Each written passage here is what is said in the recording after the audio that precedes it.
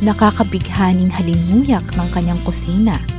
Nakakatakam na lutuin sa kanyang hapagkainan. Babalik-balikan recipe ng mga pagkain kanyang ibabahagi direct from her kitchen sa kusina ni Momsy.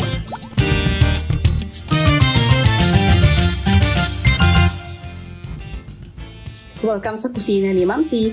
Tuturuan ko kayo gumawa ng minatamis na saba. Pero hindi po ito yung mashi na minatamis na saba. Chewy po siya. So I will be sharing with you yung sekreto kung paano ko nagagawang chewy ang aking minatamis na saba.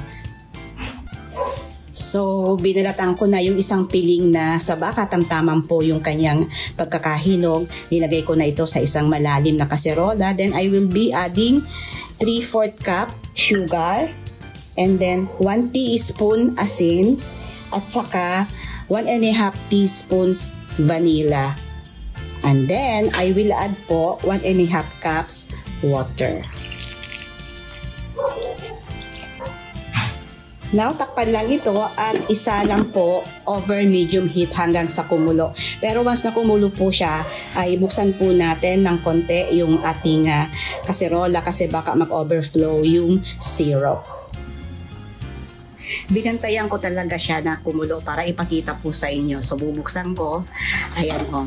So, pantay yung water niya at malalaki yung bubbles niya. Ang gagawin ko, tatakpan ko siya uli. Ayan, ganyan lang. At hahayaan ko siyang patuloy na kumulo hanggang maging half. Maging half po yung kanyang syrup. After 3 minutes ay hahaluin ko.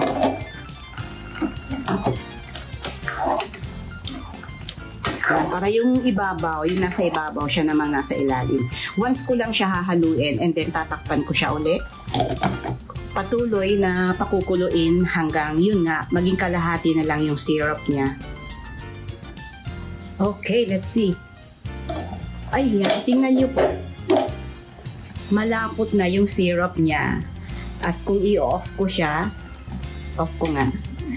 Actually, kalahati na siya. Ito po yung hinihintay natin na itsura niya, itsura ng syrup niya, kung gaano katagal. Ito lang po yung aking palatandaan. Pagka malapot na po yung syrup at kalahati na lang yung natitira. Then, okay na. Turn it off.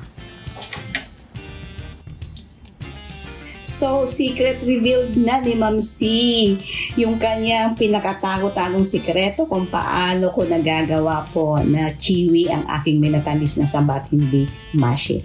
This is one of the favorite na panghimagas ng aking pamilya, lalo na po yung aking apo. So, maraming salamat po. Ako si Momsy Shelly Ibasco mula dito sa kusina ni Momsy.